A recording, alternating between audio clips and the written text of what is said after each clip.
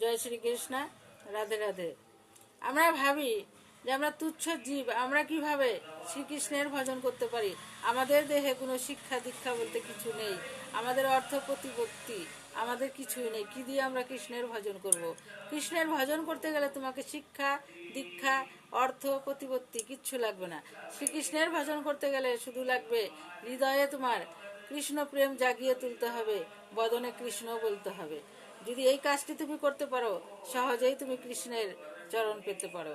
তাই শুধু কৃষ্ণের চরণ ভজন করলেই কৃষ্ণের চরণ পাওয়া যাবে না।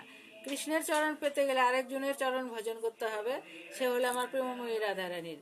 একবার যদি প্রেমময়ী রাধারানীর ভজন করে তার চরণ দুটো আমরা পেয়ে যাই, তবে শ্রীকৃষ্ণের চরণ পেতে আমাদের আর কোনো কষ্ট হবে না। কেন?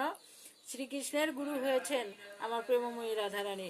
শ্রীকৃষ্ণ তখন মনে ভাববেন যে না, আমার প্রেমময়ী যাকে তার চরণে ঠাঁই দিয়েছেন, আমি কে, আমাকে তো দিতেই হবে। অনায়াসেই তিনি চরণ দিয়ে দিবেন। তাই বলছি, শুধু শ্রীকৃষ্ণের নয়, আজ থেকে আমরা সবাই মিলে যুগলে ভজন করব।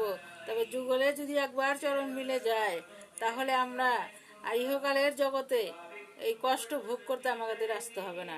আমার অনাদিরাদি প্রাণ গোবিন্দ এবং রাধারানী দুজনেই আমাদের তার চরণে ঠাঁই দিবেন, আর ইহকালের সাজা থেকে মুক্তি করে দিবেন। রাধে রাধে। জয় শ্রীকৃষ্ণ।